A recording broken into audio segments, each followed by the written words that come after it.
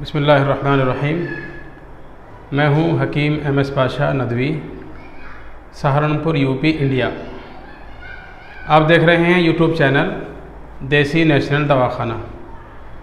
आज हम बात करने वाले हैं एक कॉमन बीमारी के बारे में, एक आम पैदा होने वाली बीमारी के बारे में जो आमतौर से अक्सर लोगों में पैदा हो जाती है, जिसे हम कब्ज़ कहते हैं। बाद लोग इसको कब्ज़ कह देते हैं, कुछ लोग इसको कब्ज़ियत कह देते हैं। दरअसल ये लफ्ज़ कब्ज़ है। कब्ज़ के माने आते हैं किसी चीज़ पर कब्ज़ा कर लेना, किसी चीज़ को रोक लेना, किसी चीज़ को पकड़ लेना। जो हमारे पेट में पाखाना होता है, आते उस पाखाने पर कब्ज़ा कर लेती हैं, वो पाखाना बाहर नहीं निकल पाता, इसको कब्ज़ कह देते हैं। कॉन्स्टिपेशन भी इसी को कहते हैं, किसी चीज़ को बेकार कर देना, डल कर देना या इनएक्टिव कर देना। कॉन्स्टिपेशन में आंतों की जो हरकत होती है वो इनएक्टिव हो जाती है, डल हो जाती है, ख़त्म हो जाती है। आंतों में जो पखाने को बाहर निकालने की ताकत होती है वो ख़त्म हो जाती है। अरबी में इसको कहते हैं हुस्र। हुस्र के माने हैं किसी चीज़ का मुहासरा कर लेना, घेर लेना, घेराबंदी कर लेना, पकड़ लेना। इसका मतलब भी यही हुआ कि आंते जो हमारे पेट में पखाना है, जो आंतों के अंदर गंदगी है, आंतें उस गंदगी को रोक लेती है, उस गंदगी को पकड़ लेती है और वो गंदगी बाहर नहीं निकल पाती। इसे कब्ज़ कहते हैं। कब्ज़ की बहुत सारी शक्लें होती हैं। दरअसल बुनियादी तौर से हमें समझना चाहिए, कब्ज़ दो तरह का होता है। एक इत्तिफाकी, जिसे हम आर्जी भी कह देते हैं, जिसे हम टेम्परेरी कह देते हैं, जो कभी कभी होता है और उसके लिए ज़्यादा दवाओं की ज़रूरत नहीं होती। वो बसा औक़ात ग़िज़ा के बदल देने से, थोड़ा बहुत चहलकदमी कर लेने से भी ठीक हो जाता है। कब्ज़ की एक दूसरी किस्म होती है जिसे हम दायमी कब्ज़ कहते हैं, जो मुस्तकिल रहता है, हमेशा रहता है और हमेशा आदमी को पाखाने में दिक्कत आती है, उसे मुस्तकिल रहने वाला कब्ज़ कहते हैं, उसे दायमी कब्ज़ कहते हैं। हमेशा जो कब्ज़ रहता है उसे दूसरी किस्म में आता है। वो कब्ज़ के मुख्तलिफ़ शक्लें होती हैं। कब्ज़ ये भी होता है कि कभी कभी पाखाना रोज़ नहीं आता, 2 दिन में, 3 दिन में, 4 दिन में।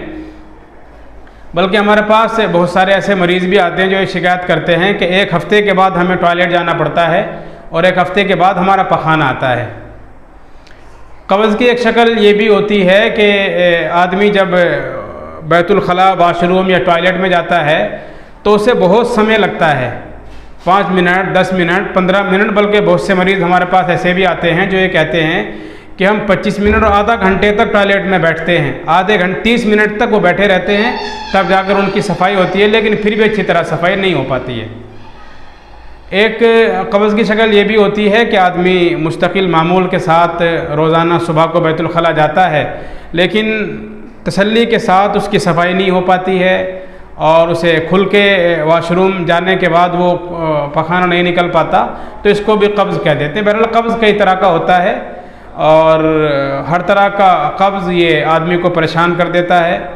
जब आदमी के अंदर ही गंदगी नहीं निकलती, गंदगी साफ़ नहीं होती, तो आदमी का दिमाग परेशान रहने लगता है, आदमी के अंदर सुस्ती पैदा हो जाती है, काम करने को दिल नहीं करता, बदन में एक्टिविटी ख़त्म हो जाती है, बदन इनएक्टिव हो जाता है, बदन एक्टिव नहीं रहता, बिल्कुल मन नहीं लगता किसी भी चीज़ में और काम करने को दिल नहीं करता, मजबूरन सारे काम करते हैं, खाना अच्छा नहीं लगता।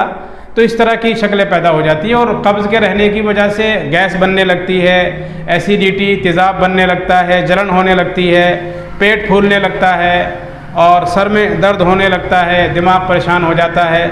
इस तरह की शिकायतें हो जाती हैं। अब सवाल ये पैदा होता है कि इस बीमारी से छुटकारा कैसे पाया जाए, इस बीमारी का इलाज क्या है।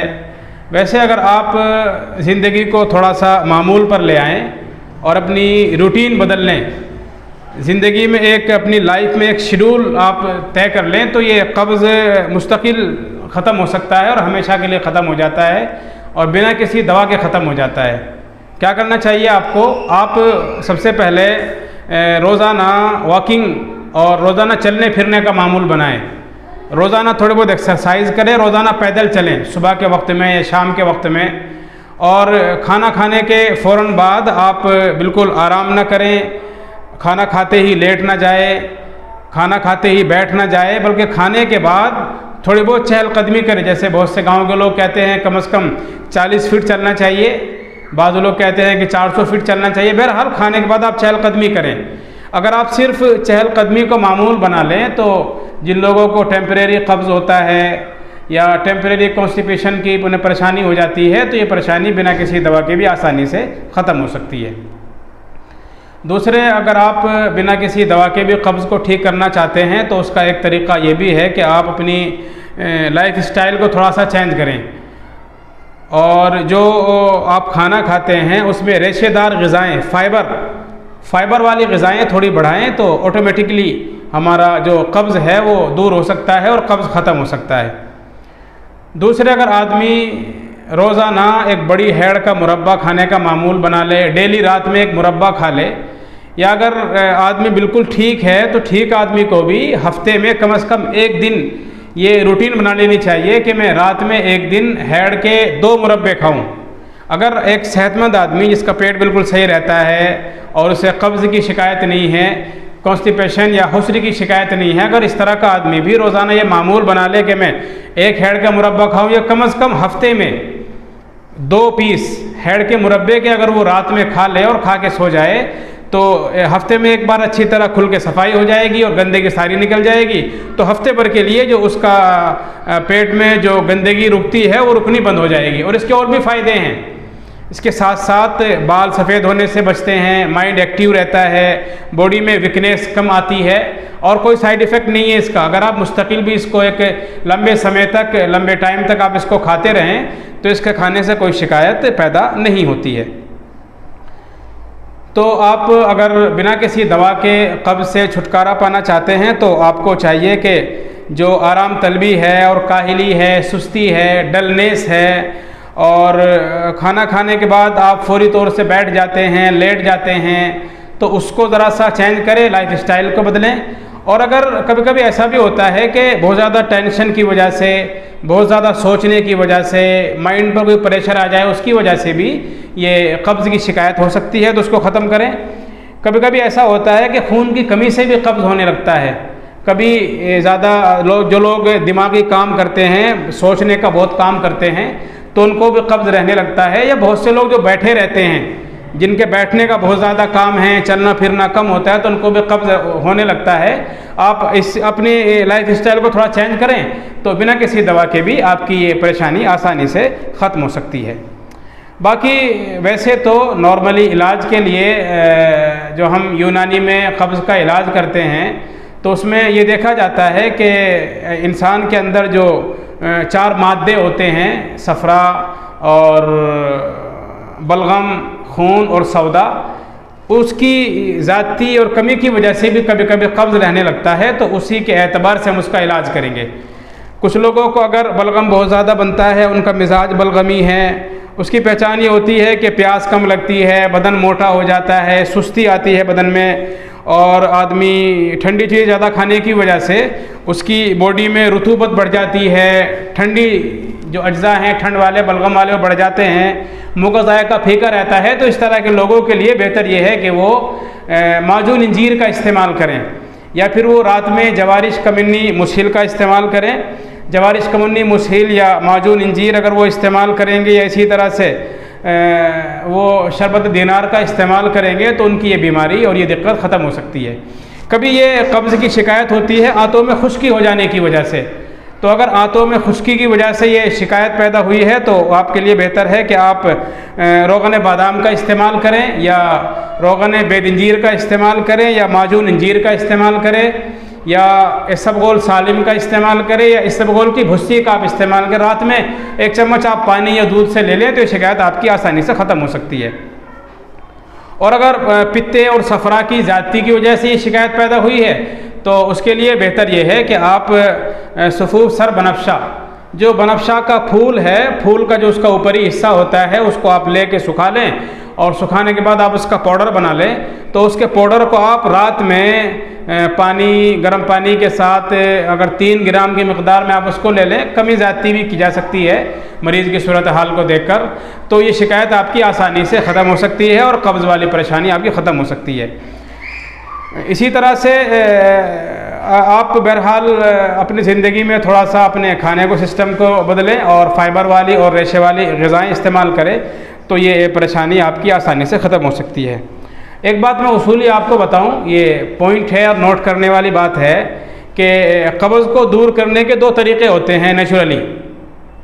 या तो आंतों में फिसलन पैदा की जाए, आंतों में ऐसी ग़िज़ा, ऐसी दवा या ऐसा शरबत या ऐसा माजून पहुंचाया जाए कि जो आंतों में जो खुश्की है उसको दूर करके आंतों की फिसलन बढ़ा दे। जब आंतों में फिसलने लगेगा तो फिर जो है ना, जो पखाना हमारे आंतों में जमा है वो निकल कर बाहर आ जाएगा। दूसरा तरीक़ा इसका ये होता है कि जो हमारे आंतों की हरकतें दूधिया होती है, यानी हमारे आंतों में एक पावर होती है, एक ये कह लीजिए कि क़ुव्वत होती है, जो क़ुव्वत मुतहर्रिक आप उसे कह सकते हैं। आप अगर कोई वीडियो देखें आंतों की तो आपको पता चलेगा कि आंतें यूँ होती रहती हैं, और आंतें जब ऐसे चलती हैं तो आंतों के ये जो हरकत है हिलने वाली, ये तेज़ अगर कर दी जाए तो इसके तेज़ कर देने से भी कुदरती तौर से आंतों में जो गंदगी जमा है वो निकल जाती है। तो दो तरीक़े हैं आम तौर से, या तो आंतों में फिसलन पैदा की जाए, तरावट पैदा की जाए और फिसला कर उसको निकाल दिया जाए, जिसके लिए आम तौर से इसबगोल की भुस्सी या इसी तरह से रोगन बेदिंजीर या बादाम का तेल या इसी तरह से शरबत अरजानी बड़ी अच्छी चीज़ें हैं, बड़ी मुफीद चीज़ें हैं, उनके ज़रिए हम ये काम कर सकते हैं। ये इसी तरीके से अगर ये तरीक़ा नहीं है तो हम इस तरह की अद्वियात इस्तेमाल करें जो हरकत दूधिया को हरकत दे और हरकत देकर वो गंदगी हमारी आंतें बाहर फेंक दे। तो इस तरह से आप ये कब्ज़ की दूर करने के लिए आप ये तरीक़ा इस्तेमाल कर सकते हैं।